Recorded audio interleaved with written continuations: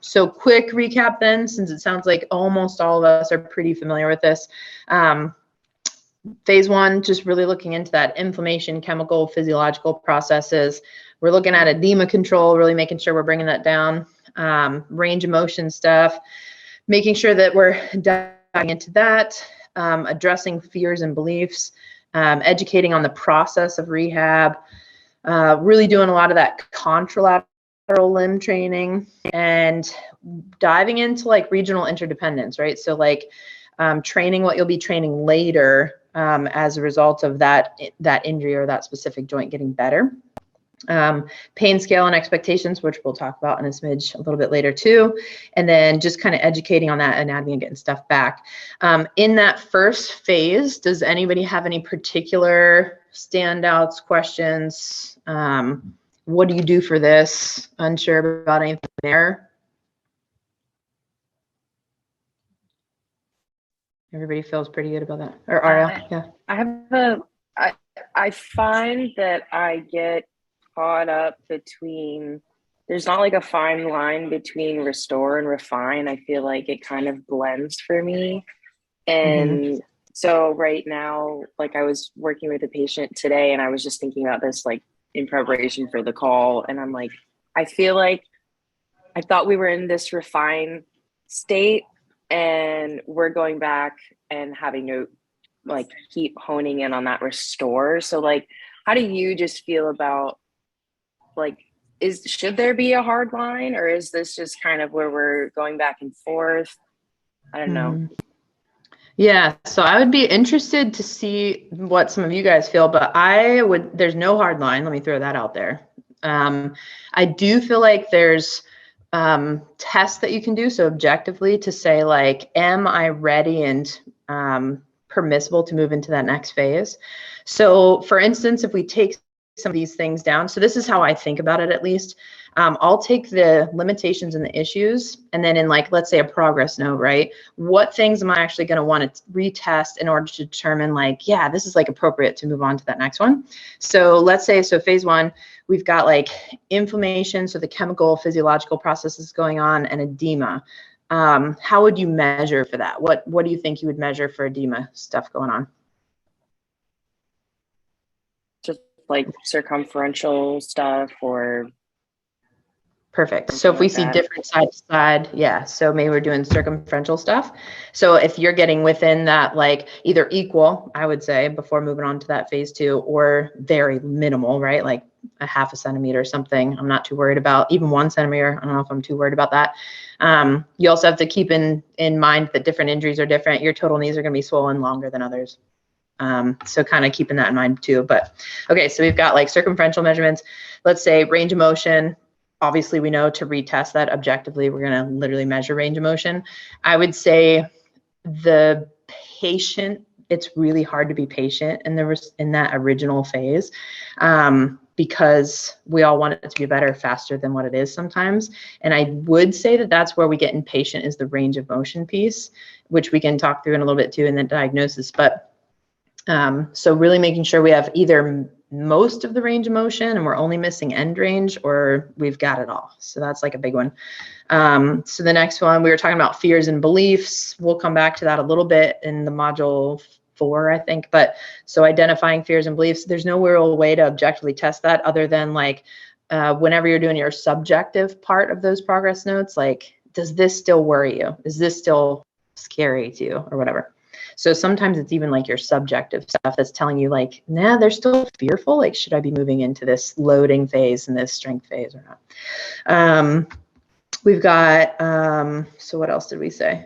Training this stuff, pain scale. Like I really would like them to be 2 out of 10 or less before I'm actually going to load them and do more strength-based stuff.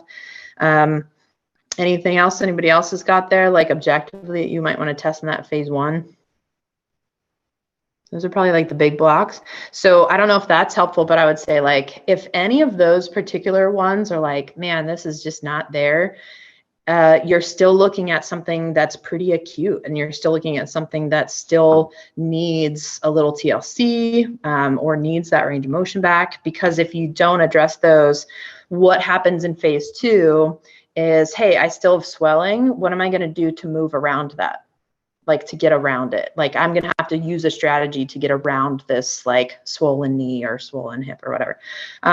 If I have limited range of motion, I'm going to compensate for that. I'm going to have to like move around these issues. So my movement variability, my options are lessened because I don't have the ranges to like adapt, right?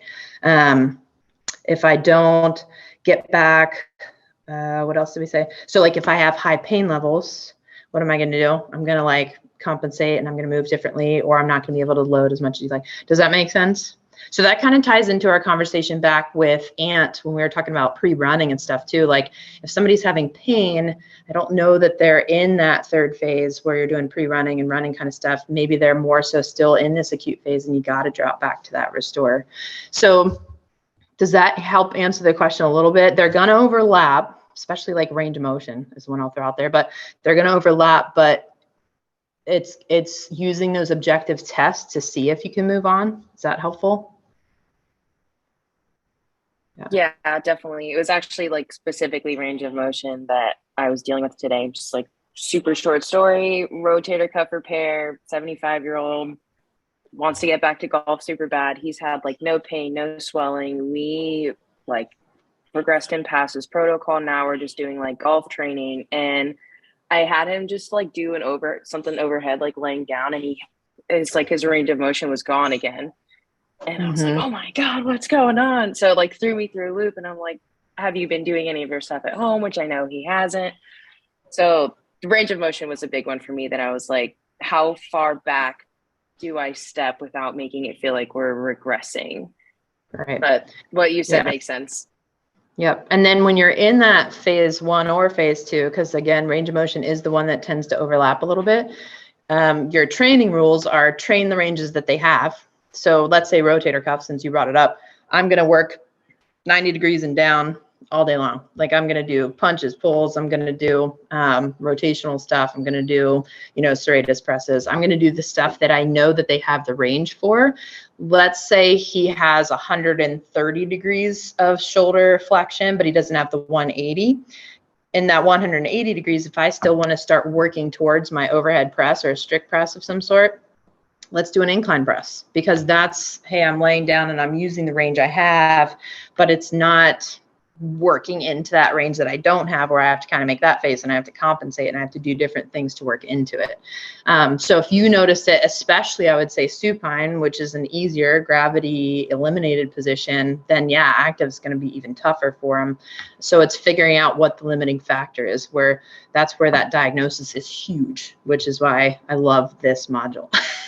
Because if the range is there, I've got to figure out now, what is it? Can I do that? For me, I do that SFMA breakout where we're working through the upper extremity. Is it lats? Is it triceps? Is it a joint issue? And kind of moving from there. So that diagnosis really matters. Cool, cool. All right, so then so phase 2, we're diving into, like you said, that end range of motion. So I would say this is, again, where people get the most impatient. I would say new grads, I would say students, I would say myself sometimes. Yeah. So it's kind of like one of those things. Shoulders are a big one. We all know it. And knees, like getting that last bit of extension. Do I really have to be able to reach around behind my back?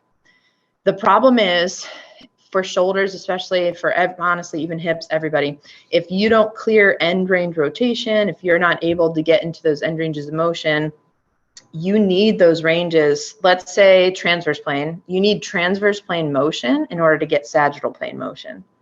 So if you don't have the motion one plane, the other plane is what's going to be sacrificed. So it's kind of really making sure that we are patient and really gaining back that full range of motion. I would say shoulders and hips, it's IR, and I'm not going to generalize completely, but you guys have all seen that, like internal rotation, my gosh, like hips and shoulders. Spines, thoracic extension, do I have the patience to take the time to get it back so that my shoulders are actually flexing to 180? Cervical rotation. If I don't have my full cervical rotation and I'm not patient enough to get there, guess what? The shoulder's going to move differently. You know what I mean? So it's very, very frustrating sometimes, and it takes patience, but I do think that range, end range is a big one in this phase. The other thing is, so we already said it, so use of available range of motion. So let's start strength training in the ranges we do have, working neuromotor control in the ranges that we do have, alternating, so making sure that we're altering compensatory motions. So one of the things that I always kind of show, let me see if I can, here, I can kind of do this on a, you guys will have to tell me. I'm looking for the whiteboard, but I forget where it is. So we'll do this.